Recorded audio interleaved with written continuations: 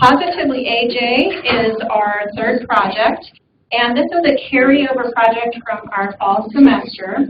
AJ is one of the Valley's most historic communities, as most of us know, and boasting some of the best outdoor amenities and views in the Valley. Unfortunately, this gem of a community needs to overcome some of the long-standing negative image problems held by residents and visitors that stifle growth and community pride.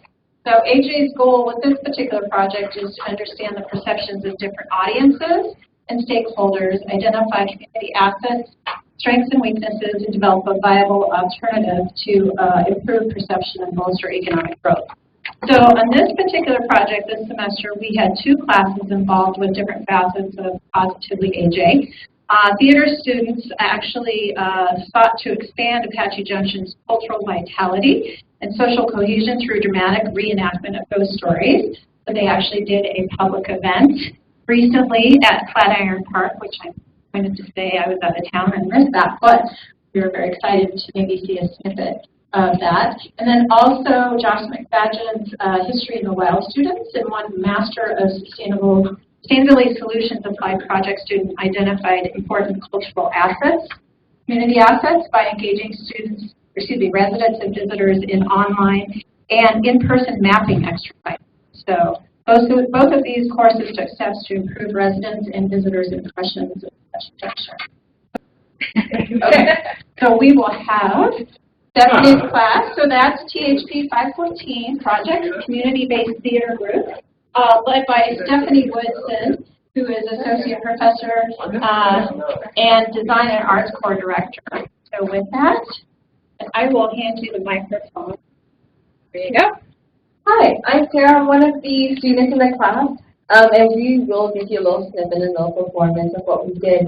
But just to give you a quick overview, like I said earlier, we performed at Flatiron Park, and we did so based on stories that we had gathered from the community. And we had chosen ghost stories because that was what was found to be the asset and the cultural value that Apache Junction really treasured.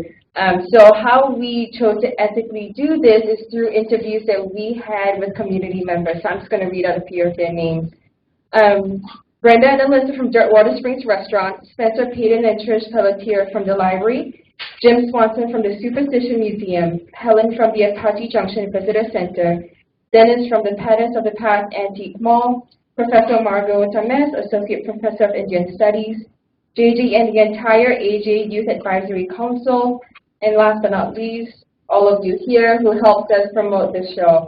And part of this, so how the show was done was it was like a festival. So we had 4 different sections of Flatiron Park where the audience were brought through different types of ghost stories. And to give you a little bit more insight, I'm going to hand it over to Eric. We began the whole thing with a general introduction to the entire audience, and we're going to do that right now. Wonderful, great. Thank you all for coming tonight. We are graduate students at Arizona State University working in partnership with the city government as part of the Positively Apache Junction campaign. Through this partnership, we have created a performance for you based on the stories of Apache Junction and the Superstition Mountain. We are really excited to visit with you. Before we begin, we would like to share an excerpt from the poem Proclamation by Ophelia Zepeda, a member of the Kahano O'odham tribe, whose people traveled upon this land long before Apache. The true story of this place recalls people walking deserts all their lives.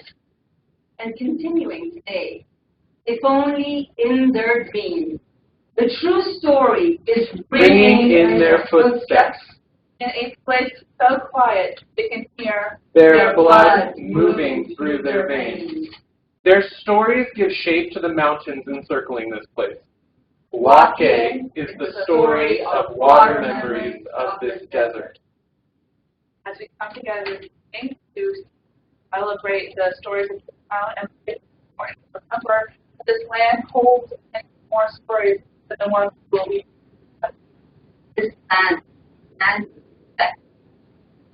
that is ground long before Apache Junction became a town, and it continues to make these demands today. Many of the stories you will hear tonight are examples of what happens when people don't listen to the land and choose not to heed its warnings, becoming the ghosts who haunt this place. Thank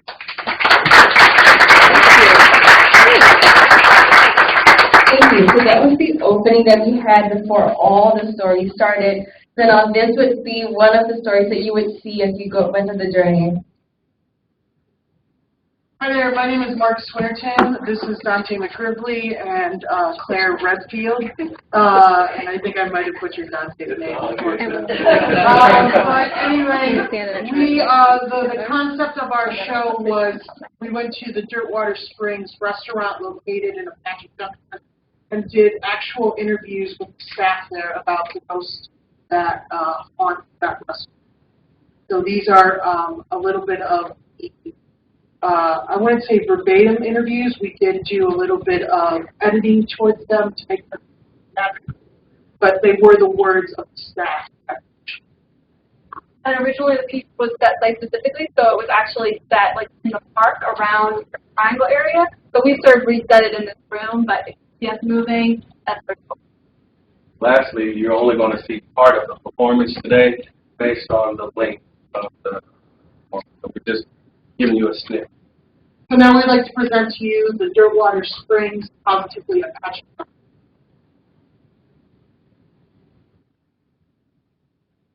When I first started working at Apache Junction, no one ever mentioned the ghost story. I've been there about 3 weeks and was closing one night when I noticed that the coffee pot was on. I thought I turned it off, but maybe I didn't. So I went back and I turned it off and went back into the kitchen to finish the duties that I had for the night. When I came back out, the coffee pot was empty. So I went into the manager's office and I said, "Did you want some coffee?" He said, "No." "Did you leave the coffee pot on?" He said, "No." So I turned the coffee pot off and I went home. When I came back the next morning, I had a write-up from the manager for leaving the coffee pot on all night. When I confronted the manager about it, he said, It was the ghost. that's when I first believed that it was a ghost. I was in my office when I heard a loud bang. Cook comes running to my office from the kitchen. And you have to watch the tape. Watch the tape. When we watched the tapes, I couldn't believe my eyes. We couldn't see anything because the camera kept jumping from frame to frame. There was my daughter, prepping, when all of a sudden the cook ran by. And the pot that was on the counter was now on the floor. And we didn't know how it got there because the camera... Yes. I haven't seen anything. It's just more, a presence, things moving around, things flying off the park. I think it was last year that we could hear somebody. Heard the bell and asked why. The ghost really wouldn't hurt anybody. It just wanted to let people know it was there.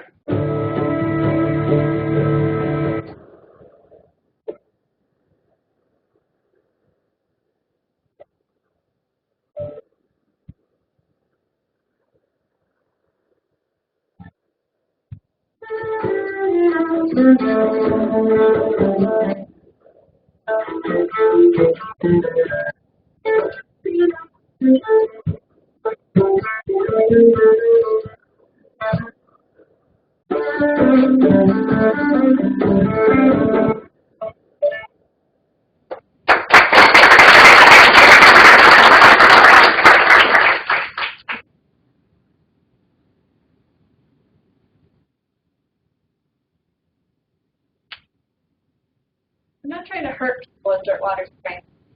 I just want to let people know that I'm there.